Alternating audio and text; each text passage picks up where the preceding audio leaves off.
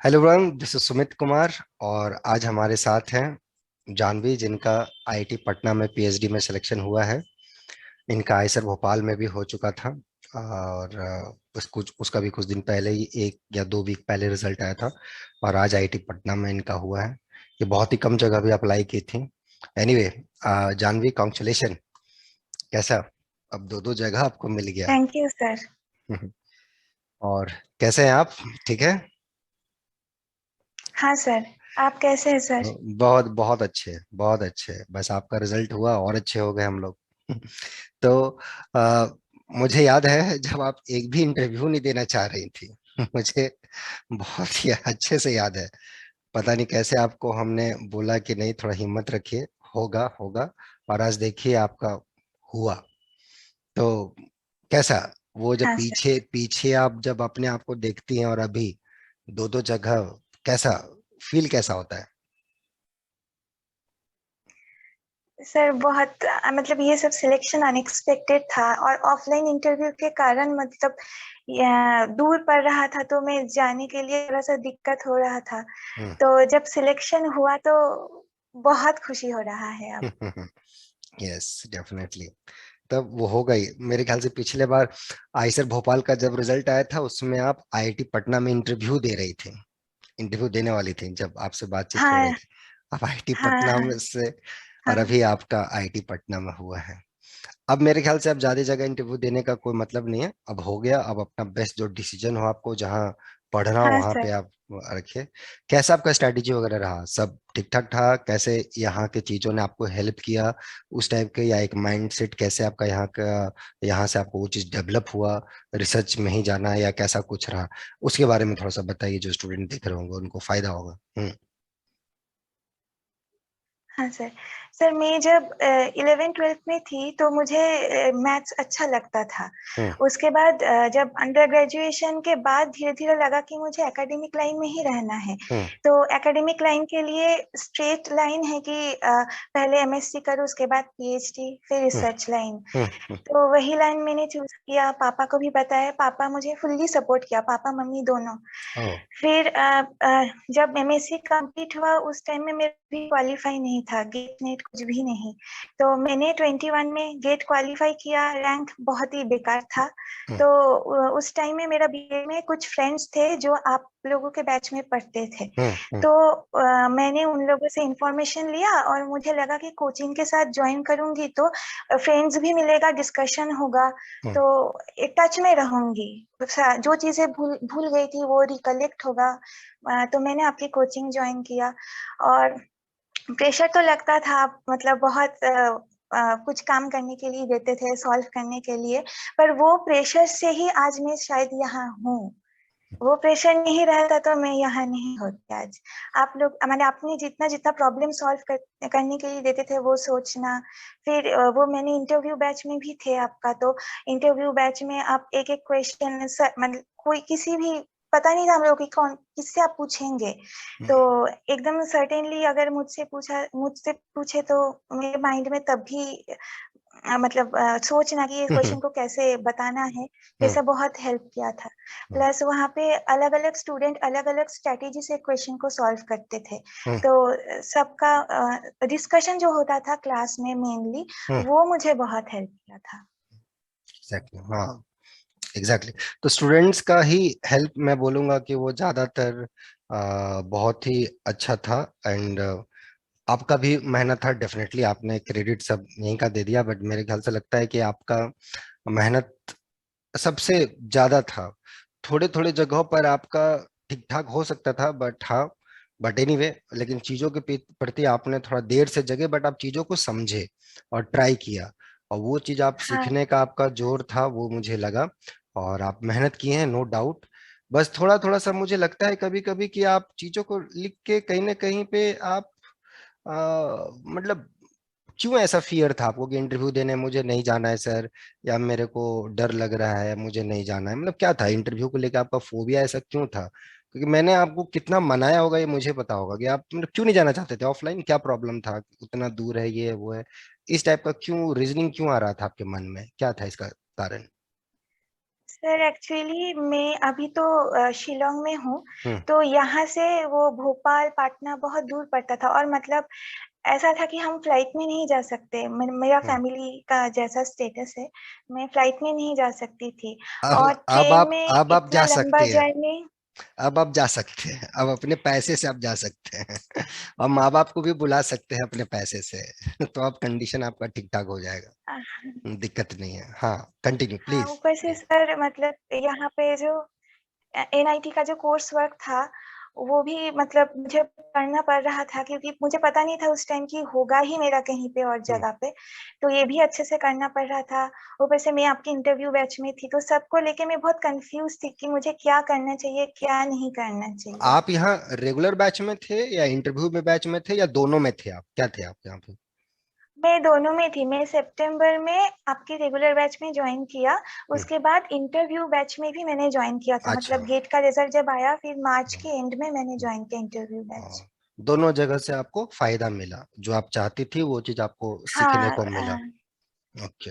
Okay. हाँ, मतलब मेरे पापा बोले थे कि टच में रहोगे, सबके साथ रहोगे तो सीख पाओगे नया कुछ ना कुछ, तब तो अकेले कम सीख पाओगे। आपके पापा को तो बहुत बड़ा थैंक्स जाता है, उन्होंने सही टाइम पे सही आपको स्टेप्स दिए, डिसीजंस दिए हैं टू गो फॉरवर्ड, है ना? हाँ तो पापा को बताया कि अब हाँ मेरा दो दो जगह सिलेक्शन हो गया है, एक आईआईटी में, एक आईएसएस में। हाँ हाँ हाँ, पापा को पता है, मतलब पापा ही मुझे लेके गए थे दोनों जगह ही। दोनों जगह? अच्छा, वाह। हाँ, तो ये सिलेक्शन होने के बाद तो कैसा कैसा फील है उधर? मुझे इस बात का सेटिस्फेक्शन है कि मैंने पापा मम्मी को, मतलब वो लोग जो चाहते थे मैंने मुझको दे पाई हूँ, तो वही सेटिस्फेक्शन है बहुत ज्यादा। बढ़िया, बहुत बढ़िया। Yes, at the end your parents are happy, तो उससे कुछ और कुछ खुशी की बात नहीं होती है ना? बहुत बढ़िया। तो हाँ सर। कभी मतलब चीजों को लेके जब आप प्रिपरेशन कर रहे थे, या कुछ जैसे आपने बताया आप बीएससी एमएससी के दौरान थे तो आपका कॉन्सेप्ट क्लियर नहीं था, एमएससी आपकी कहाँ से थी? Banaras Hindu university. BHU, BHU से आपने। Yes sir. तो जब बीएससी एमएससी आपने करा, उसके बाद भी आपने कॉम्पिटिटिव एग्जाम दिए होंगे, जैसे बीएससी के बाद जैम दिया होगा, या हम्म एमएससी के बाद आपने नेट गेट कुछ दिया होगा। तो आपको हम्म। मतलब कैसा था उस समय जब रिजल्ट उसके मन मुताबिक आपका नहीं आया? तो कैसा फील आता था उस टाइम पे कि छोड़ दे मैथमेटिक्स, मैं जो सोचती थी 11 12 में वो गलत सोच था, इससे मेरा कुछ नहीं होगा, हकीकत में लाइफ कुछ और है, बहुत कुछ करना है? क्या था वो फील, कैसा था उस टाइम पे? मुझे जब नहीं हो पा रहा था, तब मुझे लगा था कि लगे रहना चाहिए मुझे। हम्म क्योंकि मुझे प्रोफेशनल जो लाइन है वो उतना पसंद नहीं था, और मुझसे मुझसे नहीं हो पाता था वो। हम्म तो मेरी पापा कभी कभार बोले कि तुम सीए पढ़ो, तो हम्म फिर भी वो स्टडी मटेरियल मेरे पास लाते थे, पर मैं वो साइड कर देती थी कि नहीं, मुझे यही करना है। हाँ, टाइम लगेगा, तो हम्म वो टाइम आपको देना चाहिए मुझे। तो मैंने हम्म पापा को कन्विंस किया था, पापा भी कन्विंस्ड हो गए थे। और एक एक मेरा जान पहचान का दीदी है, हम्म। तो उनका एमएससी के 3 साल बाद पीएचडी मिला था, तो उससे मुझे मोटिवेशन मिला कि जब वो कर सकती है तो शायद मैं भी अगर ट्राई करूंगी तो हो सकता है। बहुत बढ़िया बात आपने बोला। इनफैक्ट आपने देखा होगा, आप ही के बैच के या सीनियर होंगे आपसे, जो 7 इयर्स के बाद हुआ था विश्व हाँ सर। विश्वजीता, है ना, जिनका आईसर और आईआईटी खड़गपुर और उधर आईसर कोलकाता में हुआ था। 7 इयर्स का gap, and she has gone through lot in yes family sir. Situations. तो बहुत सारे एग्जाम्पल, आप भी बहुत हम्म। लोगों के लिए इंस्पिरेशन बनोगे, और आप हो। तो आपकी बीएससी कब, एमएससी कब हुई है जानवी? एमएससी 2020 के पास आउट हूँ मैं। देखिए, बहुत सारे स्टूडेंट जो देख रहे हैं देख लीजिए, अभी 2 साल का गैप है, but still she is a fighter, और देखिए उनका हुआ है सिलेक्शन। तो जो ये बोलते हैं करंट साल में नहीं हुआ, मेरा क्या होगा, ये सारी चीजें पूछेंगे नहीं पूछेंगे, सी इज ऑल्सो एग्जाम्पल। आप इनसे सीख सकते हैं कि नहीं, है, अगर आप हाँ में सर। मैथ का वो है तो डेफिनेटली हो सकता है। तो ऐसे बच्चे जिनका 1 2 साल में नहीं हो पा रहा है, उनके लिए क्या मैसेज है जानवी, जो 1 साल ट्राई किए नहीं हुआ फिर वो छोड़ देते हैं या हिम्मत हार जाते हैं, उनको आप क्या सजेस्ट करना चाहोगे? देखिए, मैंने जो किया था कि जब मुझे कुछ भी नहीं हो पा रहा था, तब मैंने पहले ठीक किया कि मुझे कौन सी स्ट्रॉन्ग पॉइंट है, कौन सी सब्जेक्ट में वीक पॉइंट है। हम्म, तो मैंने एक एक टॉपिक पे जो जो पढ़ना चाहिए बुक से पढ़ा और कुछ हम्म, कुछ एक्सरसाइजेस सॉल्व करना स्टार्ट किया। हम्म, तो धीरे धीरे करते करते एक एक बुक को मैं टारगेट लेती थी कि कितने महीने में कंप्लीट करना चाहिए, हम्म, कौन कौन सा प्रॉब्लम्स। और मेरा बहुत दोस्त लोगों ने मुझे हेल्प किया था, हम्म, तो उनसे हेल्प मांगी और बस प्रैक्टिस करती रही और पढ़ती रही। मतलब कभी ऐसा खुद को लगाने नहीं दिया कि नहीं हो पाएगा। हम्म, तो मैं उन लोगों को यही बोलना चाहती हूँ कि तुम लोग बस लगे रहो इसमें, जो तुम हम्म, लोगों को एक्चुअल में पैशन है करने हम्म, के लिए, तो हम्म, कभी ना कभी शायद हो ही जाएगा वो। एग्जैक्टली बहुत अच्छी बात, मतलब लगे रहना है, ब्रेक नहीं कर देना है, छोड़ नहीं देना है चीजों को, राइट है ना? बहुत छोड़ बढ़िया नहीं सजेशन। देना है। कभी होगा कि हम्म, अप्स एंड डाउन्स आएगा, हम्म। फिर भी थोड़ा थोड़ा करके उसको कंटिन्यू करना चाहिए। तो जो आपका बताया, आपका स्टडी का जो गैप्स था, जो आपने पढ़ाई किया एमएससी के दौरान, कुछ गैप्स आते होंगे, कुछ प्रूफ्स में या कुछ क्वेश्चंस के हम्म थिंकिंग में, क्रिटिकल थिंकिंग में, कि आपको पता है कि यार इसका यहाँ से वहां हम्म जाना तो है, दिल्ली से कोलकाता तो जाना है, मेरे को पता है कि कोलकाता है, पर जो बीच का जो रास्ता है, वो जो जर्नी है, वो कभी कभी हॉरिबल हो जाता है, कभी इंजॉयफुली आप जाते हो।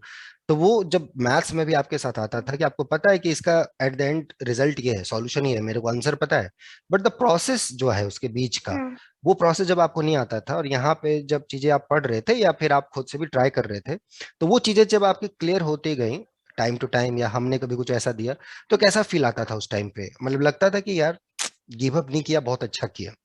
कैसा फील आता था उस टाइम पे?